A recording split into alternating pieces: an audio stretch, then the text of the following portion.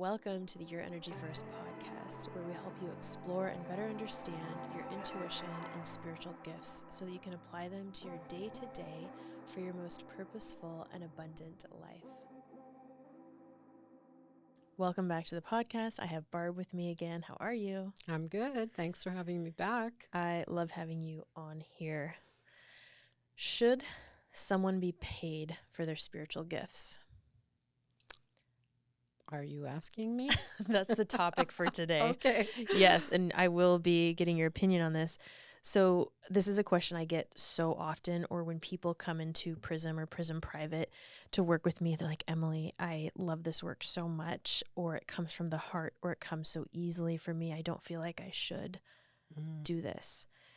And this is something I've been asking the guides about for a bit. And I'm like, what's y'all's 2 cents on this? And I think it's important to note so much of the information I share here on the podcast and in my lives it's my real world experience, and I go to my inner light and I ask.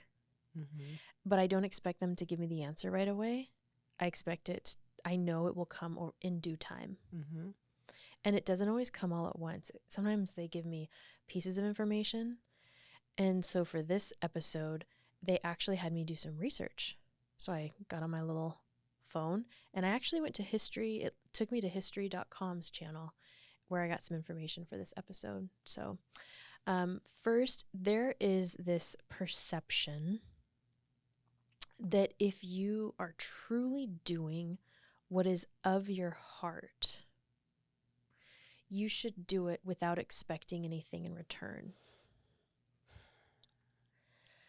So here's what's funny about this.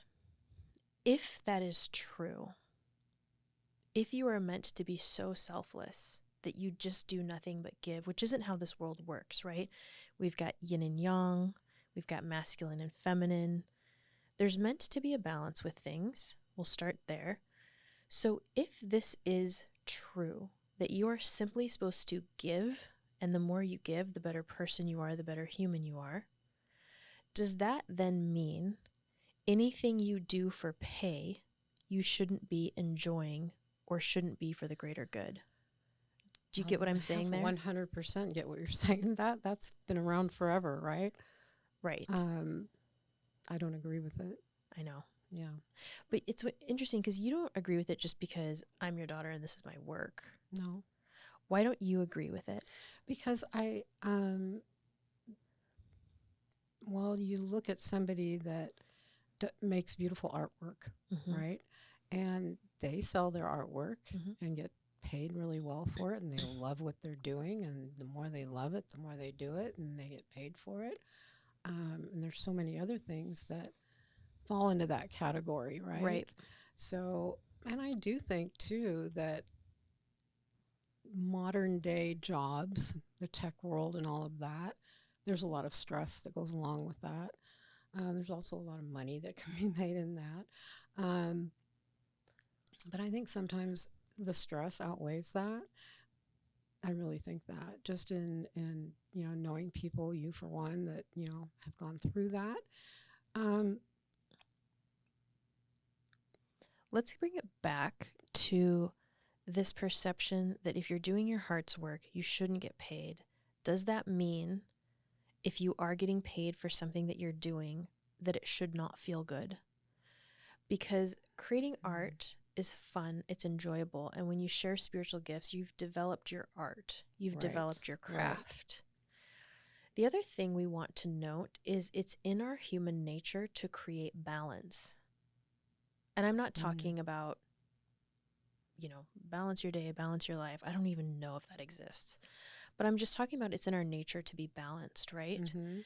And if someone simply, look at like a parent's, if you look at a genuine parent's love, that's, I think, the only circumstances where we're meant to be out of balance as you raise a child, right?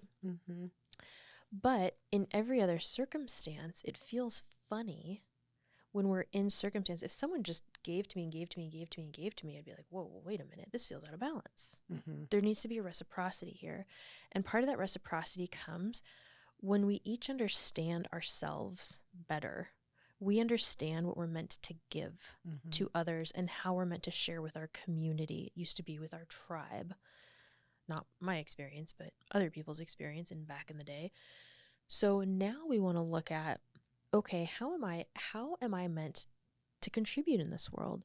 And there are people who are in circumstances beyond their control that can't contribute. And then there are people whose purpose it is on earth to support them, which is beautiful. And for the rest of us, we need to have a sort of balance. So instead of saying, well, unless work is really hard, unless I work really hard, unless I work long hours, unless I'm not enjoying myself, then I can get paid for my spiritual gifts. That doesn't make sense. No. It's an entire mindset, and I will say nervous system relearning to say it is safe and okay for me to be paid for my intuitive healing abilities in service to other people. The other thing I would add, and this is where the guides had me do some research. We think of Mother Teresa. She's a saint. She is someone who dedicated her life to giving back to the poorest of poor in Calcutta, India, and really across the world. And I grew up really admiring her, and I still do to this day. She had an incredible life she led. And I started doing some research on her. And what happened is when she was, I forget if the number is 18 or 19 years old, believe it or not, my notes, I magically lost them. So I had to put them back together again this morning. So I don't know that exact age. She was either 18 or 19 years old, and she decided to become a nun. So when you decide to become a nun, you're deciding to become a part of a community where your living quarters are paid for, your food is covered, someone's in charge of laundry, someone's in charge of sweeping, someone's in charge of this, someone's in charge of that. Everyone plays a part. So now you're saying, well, I'm in service. Yes, you are. And you are receiving from many other people to support your well-being, to support your life. Mm-hmm. So currently, as our world sits right now, if I have an energy session with someone, they pay me money so that I may do my laundry, pay for Wi-Fi, have food, have place to live, and more. Instead, someone could say, Emily, I'm going to come do your laundry. Nobody wants to do that. Or Not even me. You get the idea. Yeah. So we want to look at it as this is a form of an exchange. The other piece is Mother Teresa said she felt a call within a call to go be with the poorest of the poor. This is when India was having its worst famine and thousands of people died. Her answering this call brought a greater awareness to the world that these sufferings were happening and still are in a lot of ways. So this was her answering the call, was to bring awareness to this great suffering. She gave speeches across the world. She supported people across the world. She created, or I don't know if she intentionally created, but there was a subgroup of nuns who helped her and deliver and support her work. And do you know what happened? She flew private. She got put up in people's beautiful homes. She received millions of dollars worth of money in payments and donations. She received so she could fulfill her work. Right. And she was open to receiving. Yeah. Because she believed so much in her purpose. In Prism, one of the first modules is, what is your why? What is your purpose? Because when you understand that, and then you realize, oh, I'm simply bringing my gifts into this world. Yes, it's going to take the form of a business in some way, but you get to be creative with that and it gets to feel good. Your why is what brings you through the roller coaster ride that is launching and growing and scaling a business. She died with millions of dollars to her name. Millions, multiple millions of dollars to her name, which the Vatican is taken care of. Mm-hmm. Interesting is all I will say on that. So all this to be said, when you think about how good it feels to share your work, how natural it flows, all you want to do is sit in this and say, oh, okay, this is what it feels like to be in my flow state, which is ironic because I picked up flow water for us today. I'm looking at it now. There it is. But this is what it feels like to be in your flow state. You know, clients will come to me and they are doing their work in this world to create new pathways for a variety of different fields. And they're like, Emily, I'm stuck. And these are incredibly successful people. And they're like, I'm stuck. And I'm like, oh, I understand. And what their team shares and what I share is what would be the easiest path for you. And they know what it is. But it can't be that simple. It can't be that easy. It can't be that good. That is one of the things with the alignment container. Multiple clients who have never met each other, and one day I hope many of you can, have said to me is, I can't believe it gets to be this good. Getting there is gritty. Getting there is gritty because you've got to unlearn and pick up the shovel and be like, okay, what am I tossing out? I can't take this with me. But if you begin to look for, what am I really feeling? What's the easier way? That is the path. Yeah. And then being in receivership for it. Yes. The other thing is when you are, as you develop your spiritual gifts over time, people who, nobody just decides one day, I'm going to throw up a shingle and become an intuitive healer. You've gone through something in your life. Yes. You've gone through experiences.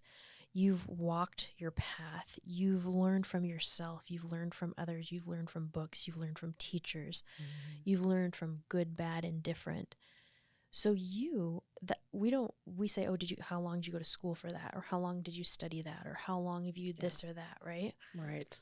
But you've already walked yourself through some really powerful experiences. And now you're being called to help others. Mm-hmm. What an incredible calling. Yes. So as your gifts and they're not gifts, they're skill sets, but people relate to gifts because these are things you develop, continue to mature over time. You know, someone has one session with me, they are receiving expansive energy healing work. 80% of the energy work that's done in sessions, my guides don't even bring to clients' attention because they want to help them focus on other things. Intuitive messages from their guides and higher self. We will, in any given moment, drop into an incredible transformative healing of something that they need in that moment. We do, psychic mediumship work, past life regression, future, animal communication, and it all happens so naturally. A lot of times clients don't even realize it's going on in the moment, right? Sometimes they do, sometimes they don't.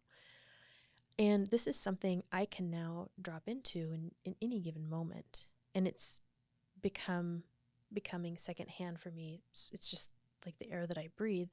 So that's part of the reason why over time you increase your prices, is because you are having more of a positive impact on people. What happens when you're fairly compensated by the people in this world that can afford to compensate you fairly is you begin to have other offers for people who are not at that point in life yet. So then you have offers for people where, say, they need a better entry level price, or you just do things for free. I mean, how much stuff do I do for free? Yeah. A lot. Right. And that's the other part I tell clients. I'm like, you have no idea how much pro bono work you're going to end up doing. Yeah. All the time. So that's something you want to think about too, because part of what happens is you're like a little magnet for the universe now. The universe is like, okay, you over here can do this, therefore I'm going to stick you in this position to go do that. Right. And you thought you were going to have a day off. Yeah.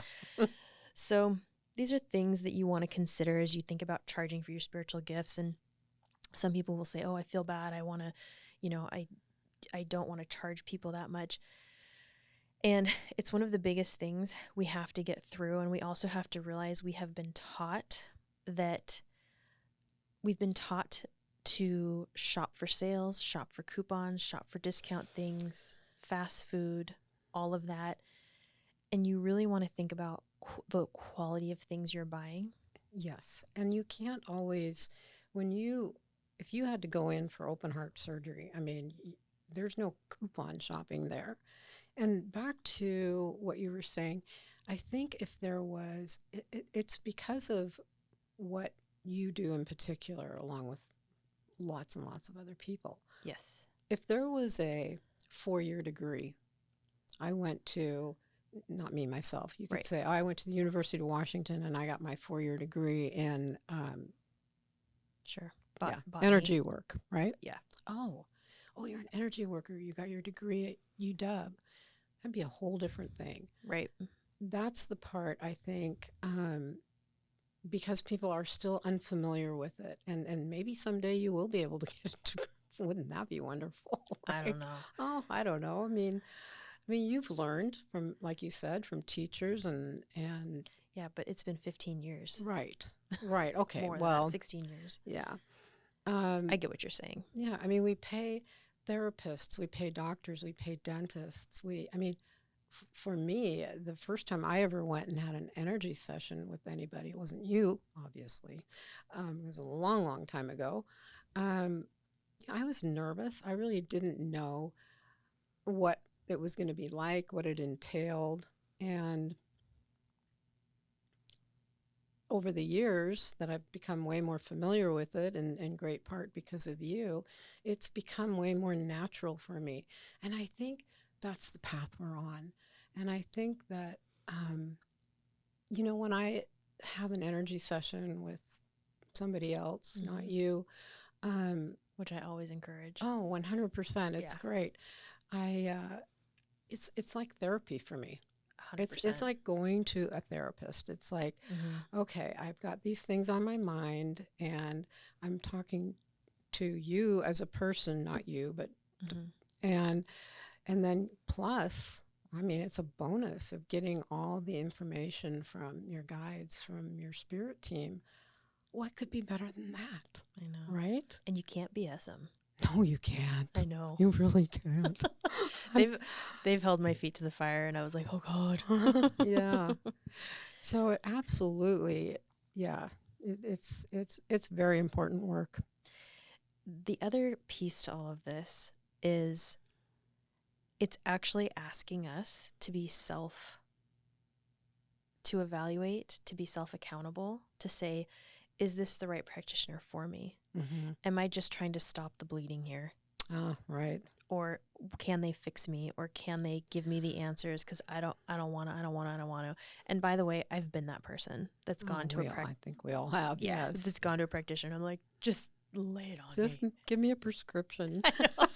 Right. I want the pain to go away. Literally. Right. Literally. I know. That's what I was referring to when the guys are like, oh, you got to feel this heat for a bit longer. Yeah. Because it's what my higher self and I have agreed upon and blah, blah, blah. Not literally, but like. Yes. Okay.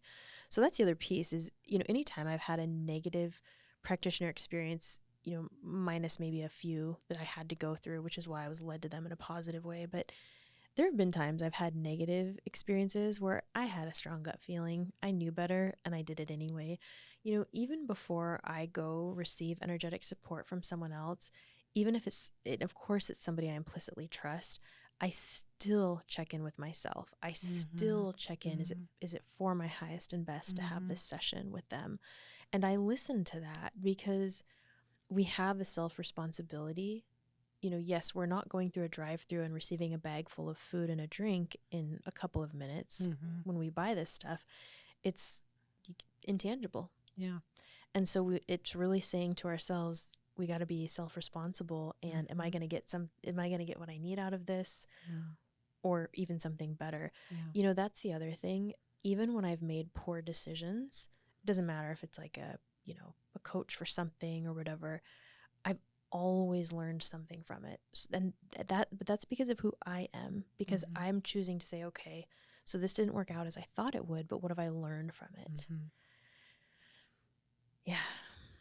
But that's a lot of good comes from these things. Yeah. Yeah. So don't be afraid to charge. And the other thing I want to add too is if you're just getting started, it's a good time to, spend a couple of months asking for referrals Don't take more than 1 to 3 months absolute max doing your work for free, because you're actually not going to attract the right type of person to you. Yeah.